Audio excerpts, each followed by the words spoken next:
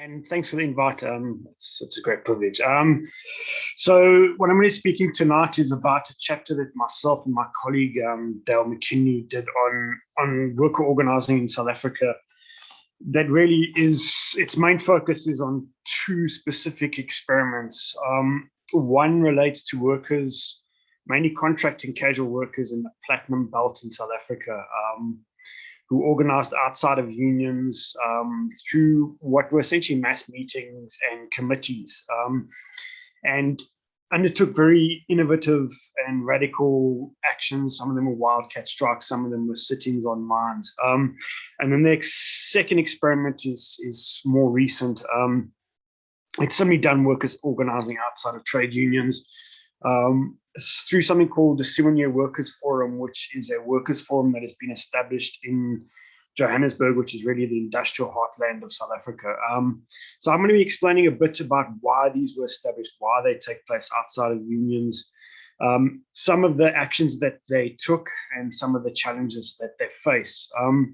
So I think the kind of first thing where I want to start is, in order to understand why these workers, and in particular their labor broker, casual and contract workers, embarked on a form of self-organization outside of the unions, it's important just to maybe give everyone like a background to what's happened to unions in South Africa over the last 30 years. I think many comrades would know that there's a long history of radical unions in South Africa, specifically under the anti-apartheid struggle. One of the driving forces that was really instrumental in dismantling apartheid was, originally it was called FASATU, which is the Federation of South African Trade Unions. And in the mid-80s, it became known as COSATU. And in that, there was a radical democracy that influenced that union at the time. And what happens over the last 30 to 35 years is that radical democracy was dismantled. So I'm going to speak a bit about what happened politically and why it also relates to South Africa's transition. And then I'll speak about the structural restructuring of capitalism in South Africa, which also has an impact on why workers went outside unions, why they experimented with what are worker forums or committees and mass meetings, which took a radical democratic form. So for the last 30, 35 years, you've actually seen a major decline within unions in South Africa. Specifically, they become highly bureaucratized. Part of it relates to a political transition in South Africa. So from the late 80s into the early 90s, you find that COSATU itself and the unions in it become more influenced by the ANC, and eventually in 1990 align with the ANC. This is quite an important development. For comrades, maybe they know a bit about South Africa, the real radical experiments with democracy and worker organizing and a working class democratic form was really centered in South Africa. So it was an internal liberation struggle that had a radical democracy. COSATU was part of that.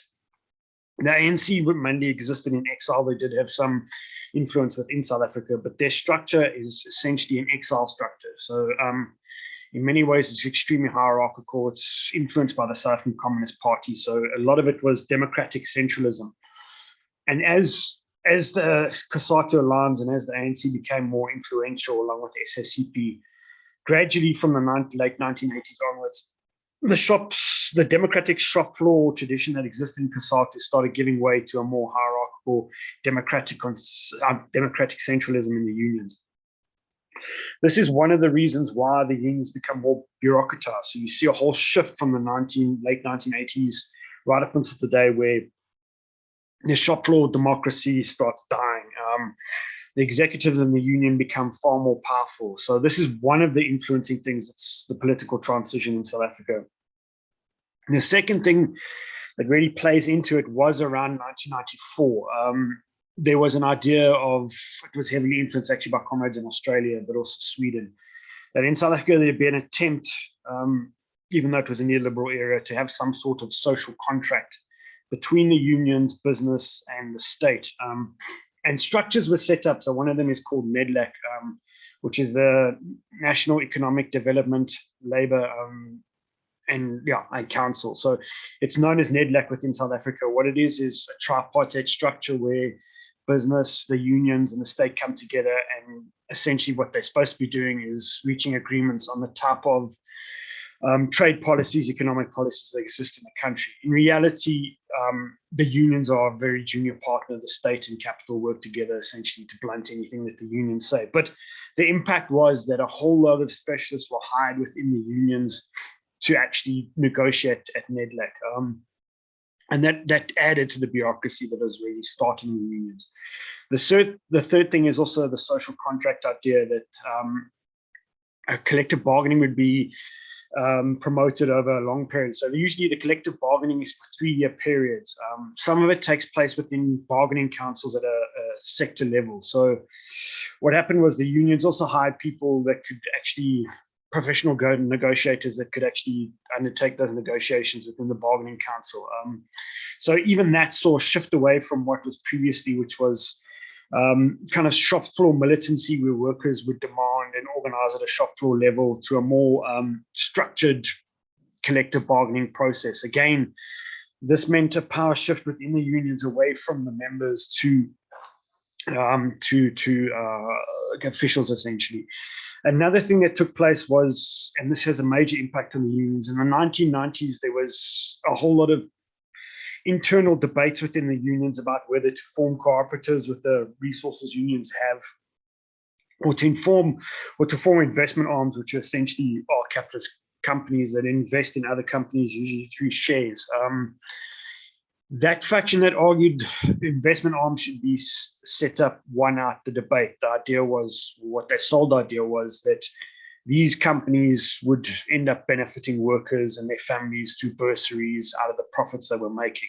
In reality, these companies ended up operating as any capitalist company would. So all of the big unions have them. One of them I'll speak about later is the National Union of Mine Workers. But even the so-called kind of left unions like NUMSA has them as well. And it had a major impact on the unions because the competition around positions became tied within trying to get access to these, some of the wealth and power that exists in these investment arms. So in every single case, and it's mainly the COSATU unions that set up these things, in every single case where an investment arm was set up by a union, it's been mired in corruption. There's not one that's been clean. And what's happened is often the officials use their power to try to gain access to the boards of these things. They will use resources to essentially, if you want to be honest, bribe delegates to congresses to try and win elections. So it's quite a vicious struggle around these investment arms. That added to the bureaucratization of the union. So a lot of people within South Africa started seeing unions more as not necessarily working class organizations that were fighting for working class struggles, but essentially an insurance policy that you joined onto sometimes, but that had serious problems. You then have a simultaneous process that since the late 80s, capitalism in South Africa has been restructured. So you've seen a decline in permanent jobs. Obviously, the idea was to increase profits by business. So obviously, if you're moving away from permanent labor more to contract labor, broker, casual workers, it has three things. One, you don't have to pay any benefits. You don't have to have retirement stuff. Two, it allows you to downsize and increase your workforce according to demands quite rapidly. And the third thing, you can put workers in who are desperate in competition with one another, not only as casual workers, but also against permanent workers, to lower wages. So this whole process unfolds. And what it's actually seen is, in 1997, we had the height of our union density in the country. It was 45% of all workers, and it was mainly private sector workers belonged to the unions. Today, it's 25%. Most of the workers in unions are in the state sector, and I'll explain briefly why. One reason is they are the last of the permanent workers, or the last bulk of permanent workers in South Africa. And there's a revenue stream for the unions. It becomes important gradually. The unions move away from the private sector. They don't recruit casual and contract workers effectively. Part of the reason is they need resources from permanent workers in order to maintain the whole union structure, the official salaries. So you see a shift in unions from the 80s, where they're mainly private sector unions. They're now mainly state unions. They are still private sector unions, but the bulk moves over to the state. So what you see is gradually workers becoming, as I said, disillusioned with unions, many of them. That's why the union density drops. But in 2009 through to 2013, something really interesting started happening in South Africa. So 2009, it begins small. You see workers coming together in ad hoc meetings on the platinum mines, and they start organizing. They start organizing outside the unions. The unions were also they were mainly union members, but the unions were hostile to them organizing outside of the unions. Part of what they were doing is they're trying to use their own power to kind of break the 3-year long-term contracts that the unions had signed with the mines. They also, the unions had agreed to these long-term contracts with basically often wage rises yearly that were below inflation, which would see workers earning between 4,000 and 5,000 rand a year. So workers started organizing around this. They also organized around to try and demand that they become permanent workers, and they used really innovative tactics. They used wildcat strikes, which caught bosses off guard. And many of them, or in cases of 6, there were 6 sittings down underground where workers stopped production and then sat in the mines to try and pressurize the mines to meet their demands. A lot of it actually worked. Bosses were initially caught off guard. This gradually spreads, and in 2012, it really takes off. So one of the first really, really big strikes coming out of this is also in the platinum mines, but it's at a really big company called Impala Platinum. And their workers set up kind of also mass meetings, and they started meeting, and they were formulating demands. One of their demands was they wanted a wage of 9,000 rand a month, so essentially from 5,000 to 9,000. And it took on a radical form of democracy, and then they would mandate a committee of 5 to negotiate with the mine around their demands. Again, this really had a success. So in fact, Impala actually did meet the demand of 9,000 rand. That then sparked a whole lot of things at other mines. So it spread to most mines. It spread to 2 of the bigger companies as well, which is Lonmin. I'm sure comrades would have heard of the Americana Massacre. I'll speak a bit about that later. But it also spread to another mine linked to Anglo-American, which is listed in London. We used to own it, which is Amplats. It doesn't own it anymore, but it spread to that mine as well. And the same thing started happening, but it wasn't necessarily that the workers had direct connections with one another. They had learned the lesson and seen what happened at Impala, and they started having mass meetings. And they would also formulate the demands in mass meetings. It was mainly contract, labor broker, and casual workers, but there were also permanent workers. And they had specifically 2 demands. One at Lonmin was they wanted 12,500 rand a month, which would be up from about 4,000 to 5,000 rand as a wage. They based this on the cost of living that they worked out. And a similar thing happened independently at Amplats, where they said kind of they needed 16,000 rand a month if you were going to live a decent life, provide education. So you have a wildcat strike that starts, it's slightly different, the dates are slightly different. So it's Lonmin starts first. It starts in August of 2012. It then starts later in September at Amplats. But you see sort of a really radical democracy, and it places immense pressure on these companies. One of them, Lonmin, also our current president, was a shareholder at the time. The pressure that the companies come under, they obviously appeal to the state, and the state and capital work together to try and break these strikes. So the way they did it was essentially largely through violence. So one of the things that happened was our current president of Cyril Ramaphosa called in the police to break the strike at Lonmin. Out of that comes the Americana Massacre, where 34 workers were killed by the state. Some of them, well, it was 36 actually, but some of them were, on the day there were 34, which was the 16th of August. And some of them were shot by the police as they were attempting to escape, being shot from the side by the police with rubber bullets. They were gunned down with live ammunition, and later on, some of them were hunted down in what is known as a kopje. It's like a hill. They were attempting to hide from the police and were in fact assassinated in that hill. the army was also rolled out around the Platinum Belt into the townships. So in Maracana, there's a settlement next to the mine that's also known as Maracana. There were 1,000 troops that were sent into the township, but it's across the whole Platinum Belt. Troops were sent in to try and break the strike, but they were sent into communities as well. So you had curfews in communities. If you went outside after the curfew, you were shot at, essentially with rubber bullets or tear gas. So there was a whole immense move by the state to break these strikes. You also see the mines initially were forced to negotiate, but later on they try and push workers, even though they don't particularly like unions. They found the mass meetings already and committees already threatening way workers were organizing. So they try to push workers back into unions, especially beginning in 2013, saying we're not going to recognize these mass meetings or committees. And essentially the brutality of the state and the working with capital not to recognize these things means workers were eventually, firstly, deeply traumatized, but they did go back into a union, which is UMCU, which is very similar to the dominant union at the time, which is the National Union of Mine Workers.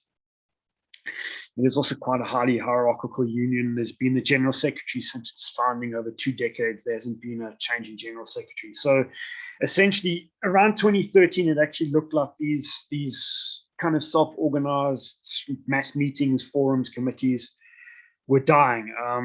And in the Platinum Belt, they did die. People went back into the union simply because they were traumatized. It didn't make, it for them didn't make sense to carry on with these things under the conditions. There wasn't also a vision these could become long-term ways of organizing. But then in about 2012, there was an organization founded in Johannesburg called the Casual Workers Advice Office. They started making contact with casual contract and labor broker workers in Johannesburg, which I said is the largest industrial area. A lot of the workers were in warehouses. And gradually the workers started holding meetings at Casual Workers Advice Office every second Saturday. And by 2015, there were literally hundreds of workers at these Saturday meetings, representing also, like 120, 130 workplaces. And they decided to set up a workers forum. They specifically didn't want to set up a trade union at the time. So they set up a workers forum, and through that forum, they've been taking struggles forward on quite radical basis. So the meetings would be spaces where things are decided sort of on quite a radically democratic way. They also make voluntary contributions to strike funds. So if one company goes on strike, they then will collectively decide how much workers will get, how they would assist workers through the strike fund, and they also make voluntary contributions in case they need legal assistance. And this has worked really well. So it's spread across the east of Johannesburg. There's possibly 67,000 workers involved in the forum at the moment. But again, what happened in Maracana and the Platinum Belt, you see it again with the Workers Forum, the Souvenir Workers Forum, which is the forum that they formed. You see companies again refusing to recognize the forum, and the state trying to push them back within the labor law.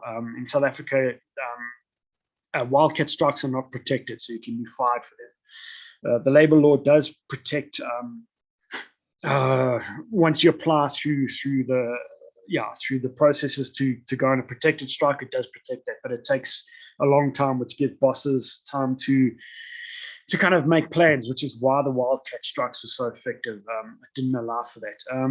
And they try and, the labor law specifically says if you want to be recognized, you have to form a union, and that has to have an executive, it has to have a hierarchical structure, it has to have shop stewards. So companies have been trying to force Souvenir either to transform into a union or for workers to join unions. As I said, they don't particularly like unions, but they find these forums and committees far more threatening. More recently, under this kind of pressure, the Souvenir Workers Forum then decided that they would try to form a union. But the idea is to form what they call a different type of union. So one without officials, one that is based on workplace councils. So they decided late last year that in order to carry on waging battles, they needed some legal protection.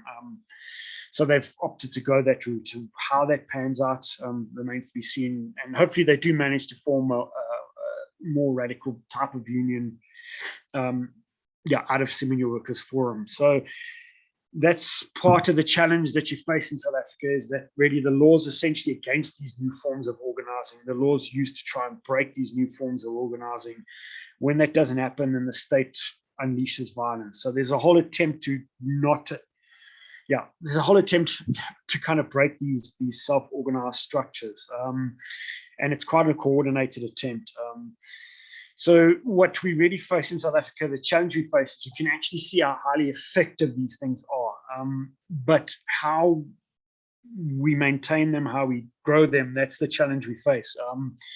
So obviously, if they were powerful enough, you could force the state or bosses to recognize them. At the moment, they're not quite there yet. So, but they're far more effective than the unions. They are worker controlled. They kind of a hark back to, at least in sentiment, not necessarily in form or political content, but they'll hark back to sentiment into a more militant form of worker struggle. But as I said, the real challenge that you face is the hostility from the state, from capital, and then maintaining these. That's the real challenge. How do you maintain these in the face of that hostility? So yeah, that's kind of what we covered in the chapter, and we tried to draw out some of the challenges.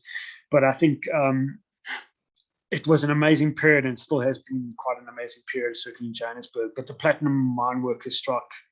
Many thought to us that there would be major changes in South Africa. It was a very, very amazing period, and to see how workers that essentially unions say can't be organized, which are the casual and the contract and labor broker workers, actually organized themselves, was quite amazing. Yeah, so that's what we covered in the chapter.